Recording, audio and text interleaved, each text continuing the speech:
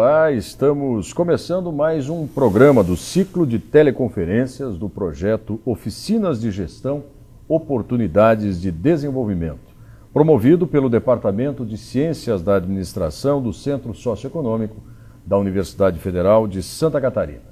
Este programa tem como objetivo oferecer atividades extracurriculares aos estudantes do Departamento de Ciências da Administração, e essas oficinas de gestão traduzem a tradição do centro ou do curso de administração da UFSC no desenvolvimento de valores, atitudes, conhecimentos e habilidades técnicas necessárias ao enfrentamento dos desafios de um novo ordenamento mundial. Aqui você vai conhecer importantes personalidades da área das ciências da administração, além de receber subsídios à sua formação e ao seu desenvolvimento profissional. O nosso convidado de hoje é o gerente regional de gestão de pessoas do Banco do Brasil, o Luiz Antônio da Silva Machado, que é psicólogo com MBA em Formação Geral e Desenvolvimento de Executivos pela Universidade de São Paulo, além de ser mestre em Engenharia de Produção pela Universidade Federal de Santa Catarina. O Luiz já atuou na UFSC, na ESAG também, que é a Escola Superior de Administração e Gerência da UDESC, além da Faculdade de Decisão, como docente sempre nessa área de gestão de pessoas. E o tema da nossa conversa, do nosso bate-papo hoje, é exatamente este desafio na gestão de pessoas e especialmente o case Banco do Brasil. Tudo bem, Luiz? Seja bem-vindo. Gostaria que você conversasse inicialmente com os alunos que acompanham este programa para a sua saudação inicial. Obrigado, professor. É um privilégio estar aqui representando o Banco do Brasil e apresentar um pouco da nossa história, a história de gestão de pessoas na nossa empresa. Quero saudar a todos os alunos da UFSC que estão nos ouvindo e também a todos aqueles outros convidados, que estão acessando pela internet a estas oficinas. É um privilégio estar aqui e me fazer presente junto com o professor Áureo. Espero que a gente tenha condição de falar e contar um pouquinho a história do Banco do Brasil na gestão de pessoas. Ok, Luiz, obrigado pela sua saudação inicial. Antes da gente conversar diretamente aqui com o Luiz, nessa oportunidade que nós também consideramos bastante privilegiada, a gente vai acompanhar uma breve reportagem que mostra um pouquinho da evolução, dos avanços, da importância, do contexto desta situação conhecida como gestão de pessoas. Vamos acompanhar. Há algum tempo, o setor de recursos humanos deixou de ser um simples departamento das empresas para se tornar um agente de transformação. Esse setor provoca mudanças e é muitas vezes um dos responsáveis pelo sucesso das organizações. Atualmente, o mundo globalizado nos mostra que o mais importante das empresas são seus clientes, funcionários e colaboradores. No cenário contemporâneo, gestão de pessoas e estratégia de negócios são indissociáveis e geram lucro.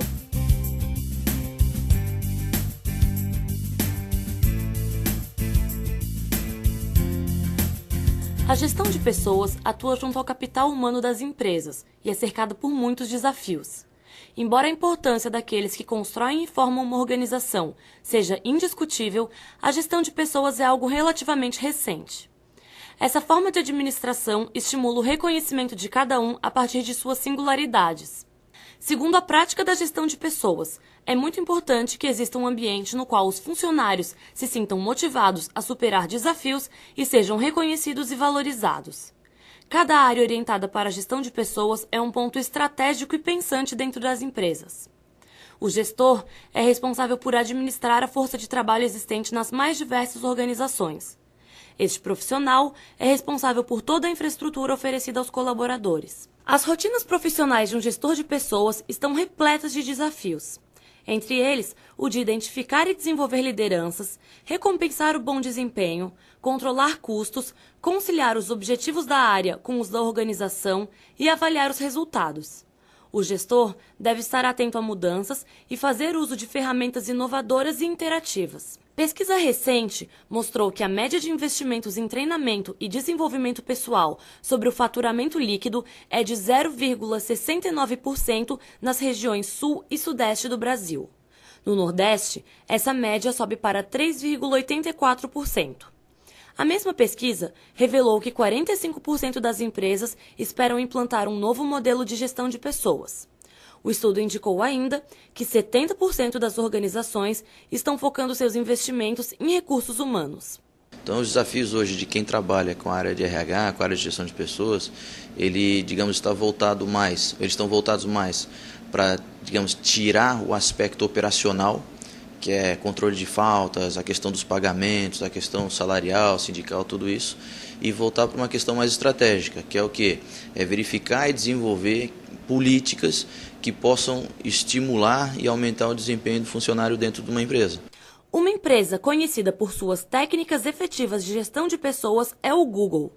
Uma das companhias mais promissoras do mercado atual, estando entre as 20 mais valorizadas do planeta, o Google fatura bilhões de dólares anualmente.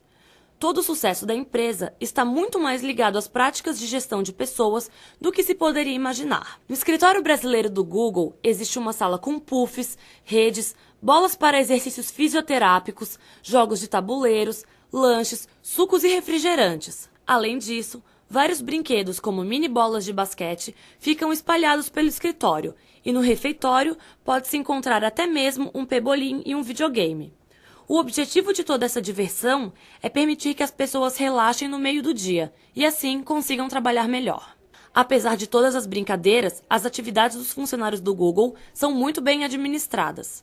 A política de gestão de pessoas da empresa desenvolveu a seguinte fórmula: o funcionário deve dedicar 70% do seu tempo à empresa, 20% deve ser gasto com pesquisas de interesse pessoal e 10% são destinados ao lazer do funcionário. Muito bem, estamos de volta aqui para conversar com o Luiz Antônio sobre essa evolução, né? Nós vamos, evidentemente, conhecer depois em detalhes o trabalho que ele vem desenvolvendo à frente da Gerência Regional de Gestão de Pessoas do Banco do Brasil, este case Banco do Brasil. Mas antes eu queria, a partir do que a gente viu nessa reportagem, Luiz, conversar sobre a evolução mesmo, né?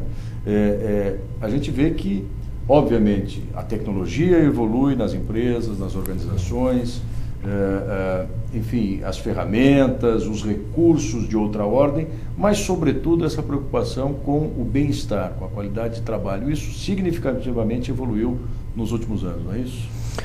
Eu diria que a evolução na área de gestão de pessoas talvez seja aquela mais representativa no ambiente das organizações.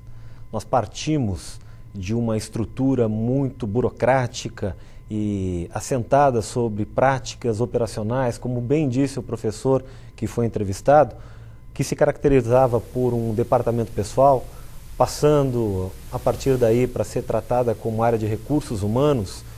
E pelo momento e pelo contexto da história, podemos caracterizar que, como se falava de recursos materiais, os recursos humanos poderiam ser caracterizados como alguma coisa que pudessem ser manipulados, utilizados de qualquer forma, e quando não mais úteis, descartados. Assim os recursos materiais, né?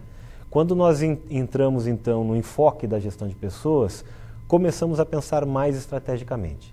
Começamos a resgatar valores como a subjetividade, como a criatividade. E no seio deste esforço todo e esse avanço todo que se observa, principalmente nas organizações de ponta, nós percebemos que a forma de organizar melhor esse pensamento se dá a partir de pesquisadores que trouxeram a gestão do capital intelectual ou a gestão do conhecimento para o ambiente da gestão de pessoas. Eu acredito que esse tenha sido, utilizando um pouco aí da analogia com a física quântica, né, um salto qualitativo significativo. Acredito que quando se começa a pensar sobre gestão do conhecimento, quando se começa a pensar sobre gestão do capital intelectual, aí sim começamos a trazer a pessoa como centro do processo. Não mais como um recurso que pode ser descartado, mas sim como um valor que agrega resultados, que agrega valor propriamente dito, através da sua criatividade, da sua ousadia, da sua autonomia. Eu vejo que a gestão de pessoas ela evolui em ritmo tão grande quanto a própria tecnologia da informação. O que se precisa é que essas evoluções sejam rapidamente incorporadas. E aí, por uma questão cultural, nós não vemos tanta rapidez quando se percebe na tecnologia da informação. Mas estamos percorrendo um caminho bastante promissor. Agora, é um outro aspecto também para a gente que convive numa instituição pública, por exemplo, como é uma universidade, como a Universidade Federal, a gente percebe também que cada vez mais as áreas de gestão de pessoas abarcam, comportam ou agregam diferentes áreas de formação dos seus gestores, né? Quer dizer, não é só alguém que pensa em números, estatísticas e quantidade de funcionários e a sua relação com a receita ou com a despesa. Quer dizer, você tem diferentes disciplinas, e daí a interdisciplinaridade e essa gestão de um conhecimento compartilhado. Eu acho que essa foi uma evolução sentida também, não só essa evolução da área de nomenclatura, quer dizer, não é só uma mudança de mão de obra para departamento pessoal, para recursos humanos e para gestão de pessoas. É um conjunto de processos mesmo por trás disso aí, não é isso, Luiz?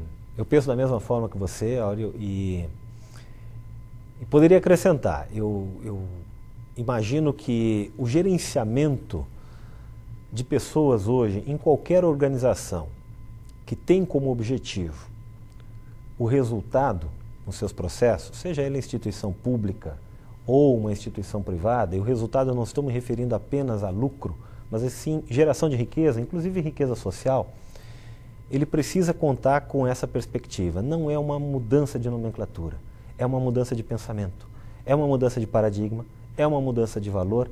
Esta era que nós estamos chamando como era do conhecimento, ela tem trazido perspectivas como a diversidade, a multireferencialidade e também a complexidade.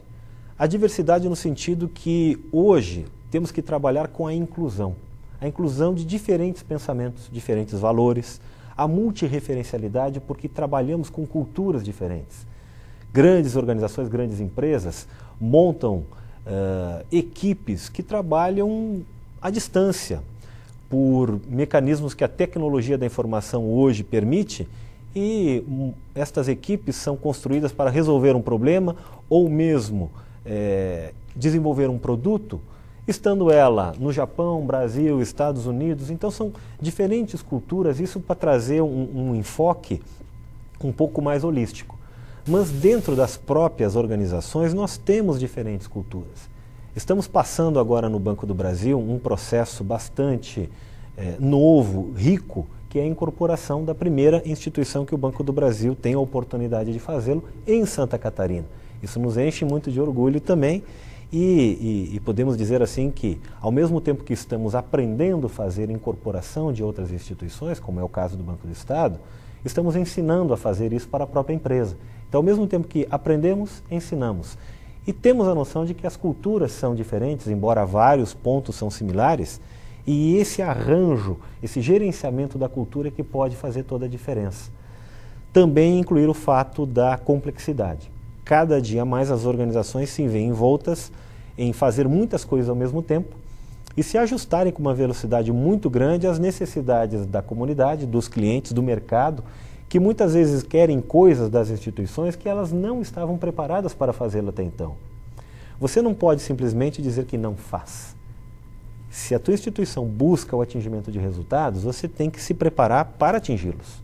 E aí trabalhar, se ajustar às mudanças, às necessidades do cliente, desenvolver competências.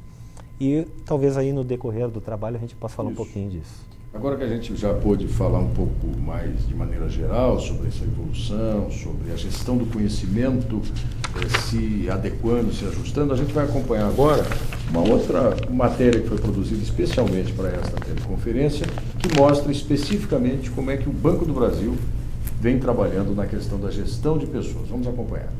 O Programa de Gestão de Pessoas desenvolvido no Banco do Brasil trabalha com a capacitação e a formação de cerca de 100 mil funcionários em todo o país. Um dos principais recursos da empresa para a gestão de pessoas é o Sistema de Educação Corporativa. Criado em 1965, foi na década de 80 que o sistema se fortaleceu, principalmente por causa da entrada da informática no banco e das mudanças nos referenciais de aprendizagem. A Universidade Corporativa oferece aos funcionários 40 cursos presenciais e 100 cursos de autoinstrução, realizados à distância através da internet. Os funcionários também têm acesso a bibliotecas, ciclos de palestras e a programas de ensino superior. Existem no país 20 GEPs, as Gerências Regionais de Gestão de Pessoas.